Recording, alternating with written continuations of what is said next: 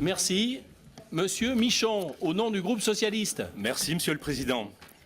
Chers collègues, Mesdames, Messieurs, le débat d'orientation budgétaire de notre collectivité est un temps important et je remercie vraiment le travail qui a été rendu par les services parce qu'on a eu des documents de qualité. Au-delà des informations utiles, c'est aussi l'occasion de vous entendre sur vos orientations et de partager votre vision de l'Isère. Mais nous sommes satisfaits d'un certain nombre d'axes que vous avez présentés, Monsieur Barbier. Eh bien, c'est ce que je vous dis, mais comme je voyais que vous ne m'entendez plus, je regrettais cette faire. Je me suis dit, je le perds. Donc, je reprends.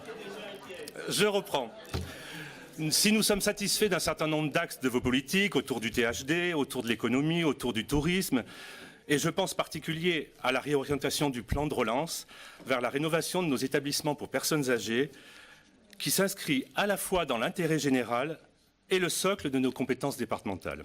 Si l'Isère, sous la majorité précédente, a beaucoup équipé notre département d'EHPAD neufs, il fallait s'attaquer à la rénovation des plus anciens. Nous souhaitions le faire et nous ne pouvons que vous encourager dans ce sens.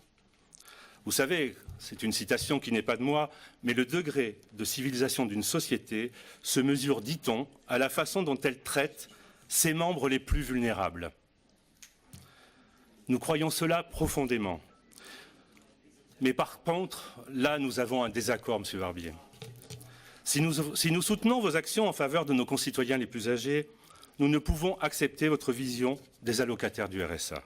Madame Puissat nous a affirmé la semaine dernière, lors de la précédente séance plutôt, que la gauche n'avait pas le monopole du cœur. Mais nous ne pratiquons pas, contrairement à vous, l'opposition entre les plus fragiles, ni la stigmatisation de certains. Votre politique, et particulièrement le contrat que vous avez fait avec la région, se décline principalement autour des contrôles renforcés contre la fraude du RSA et que je qualifierais sur la fin de la récré signée par M. Wauquiez.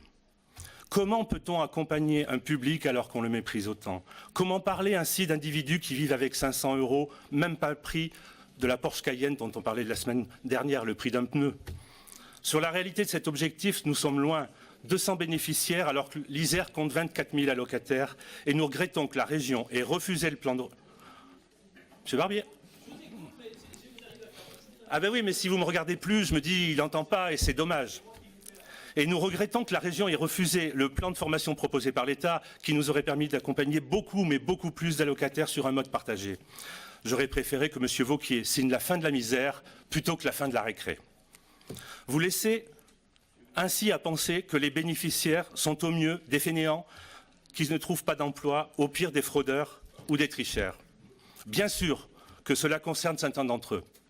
Bien sûr qu'il faut lutter contre la fraude, c'est une mesure de justice sociale et une bonne utilisation de l'argent public. Mais nous ne pouvons accepter que le mauvais exemple de certains devienne la règle pour tous. Et là, franchement, je vous parlais jusqu'à présent de valeurs, mais là, je vous parle de stratégie et de politique. Vous le savez que l'immense majorité des allocataires souhaitent retrouver de l'emploi. Alors, arrêtez ce jeu politicien, s'il vous plaît, qui consiste à s'engouffrer dans les pas du Front National pour dénoncer l'assistanat au détriment des autres. Si ça marche à certains temps, ça peut donner l'idée que cette équipe a des tripes. Elle est dévastatrice dans un deuxième temps parce qu'au final, elle légitime le discours populiste que par ailleurs vous dénoncez. Si je peux émettre un vœu sur des sujets aussi complexes, Monsieur le Président, je souhaiterais que la majorité entende parfois la minorité du département et que l'on puisse débattre sur le fond des sujets plutôt que de s'en tenir à des positions dogmatiques.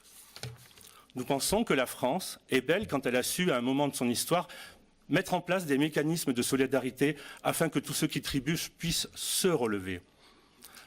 La période que nous vivons est trouble et difficile, et je crois que vous en avez conscience. Pour autant, nous pensons que la grandeur de la politique, c'est d'unir et non de diviser. Je vous remercie. Merci, M.